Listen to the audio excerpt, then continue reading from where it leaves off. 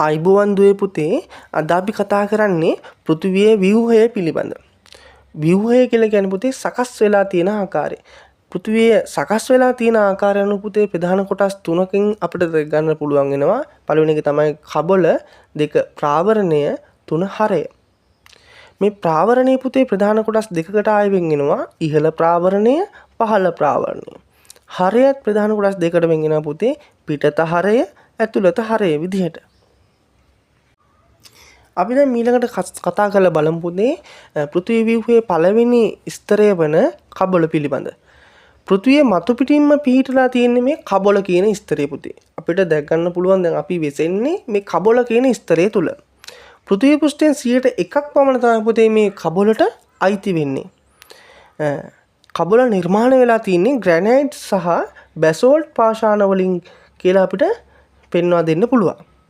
කබලත් පුතේ ප්‍රධාන කොටස් දෙකකට වෙන් වෙනවා. මහද්වීපික කබල හා සාගරික කබල වදිහට. පළවෙනි එක මොකද්ද? මහද්වීපික කබල, දෙක සාගරික කබල. මහද්වීපික කබල පුතේ හැදිලා තියෙන්නේ සිලිකා හා ඇලුමිනියම් වලින්. හොඳට මතක තියාගන්න පුතේ සිලිකා හා ඇලුමිනියම් වලින්. මේ මහද්වීපික කබලට සියල් ස්තරය කියලාත් අපි නම් කරනවා. මහද්වීපික කබල අපි සියල් ස්තරය කියලාත් අපි නම් කරනවා. ග්‍රැනයිට් පාෂාණ වලින් මේ මහද්වීපික කබල නිර්මාණය වෙලා තියෙනවා. අපි උඩදී කතා කරා ග්‍රැනයිට් හා බැසෝල්ට් වලින් තමයි නිර්මාණය වෙලා තියෙන්නේ. හැබැයි මහද්වීපික කබල නිර්මාණය වෙලා තියෙන්නේ මේ ග්‍රැනයිට් පාෂාණ වලින්. දෙවෙනි කොටස තමයි සාගරික කබල. සාගරික කබල නිර්මාණය වෙලා තියෙන පුතේ සිලිකා හා මැග්නීසියම් වලින්. මෙම ස්තරයට අපි කියනවා සිමෙග් ස්තරය. මොකද සිමෙග් ස්තරය. අපි මහද්වීපික කබලට කියනවා සියල් ස්තරය, සාගරික කබලට කියනවා සිමෙග් ස්තරය. සිමෙග් ස්තරය මත සියල් ස්තරය පිහිටා ඇති. කියන්නේ සාගරික කබල තුල තමයි පුතේ මහද්වීපික කබල තියෙන්නේ. ඊළ අවසාන වශයෙන් පුතේ කබල හා ප්‍රාවරණය වෙන්වන සීමාව මොහොරෝ විසික් ආසන්තතිය ලෙස අපිට හඳුන්වන්න පුළුවන්. කබල හා හරය වෙන්වන සීමාව.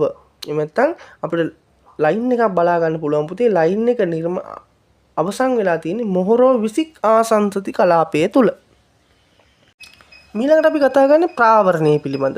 ප්‍රාවරණය කියලා කියන්නේ පුතේ මේ ප්‍රාවරණය පිහිටලා තියෙන්නේ කබල හා හරය අතර. මේ මැද තියෙන කොටස.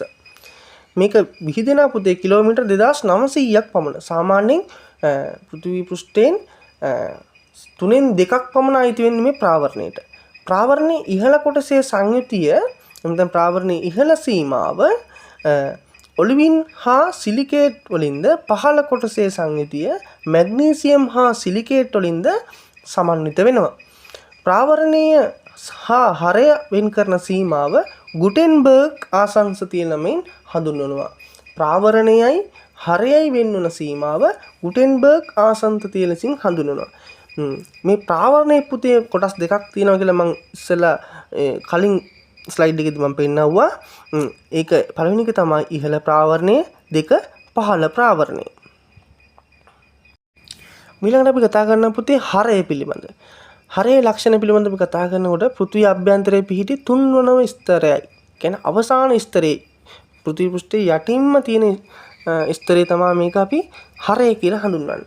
හරයේ ප්‍රධාන කොටස් දෙකක් තියෙනවා පුතේ දැක් ගන්න පුළුවන් වෙනවා. පළවෙනි කොටස තමයි පිටත හරය. මේ පිටත හරය නිර්මාණලා තියෙන පුතේ නිකල් හා යකඩ වලින්. ප්‍රාවරණයේ ඉඳලා ගත්තාම පුතේ කිලෝමීටර් 2250ක් පමණ මේ පිටත හරය විහිදෙනවා. දෙවෙනි කොටස තමයි ඇතුළත හරය. මේක නිර්මාණලා තියෙන පුතේ යකඩ සංයුතියකින්. කියන්නේ මේක යකඩ ගුලියක් වගේ තමයි තියෙන පුතේ. පිටත හරයේ සිට කිලෝමීටර් 1220ක් පමණ මේ ඇතුළත හරය විහිදෙනවා. මේක යකඩ ගුලියක් වගේ තියෙන යකඩ ගුලියක් වගේ තිබ්බේ නැත්නම් පුතේ මේ පෘථිවිය නිකන් ජොල් එකක් වගේ තමයි ජෙල් එකක් වගේ තමයි පුතේ හෙල්ලෙනවා.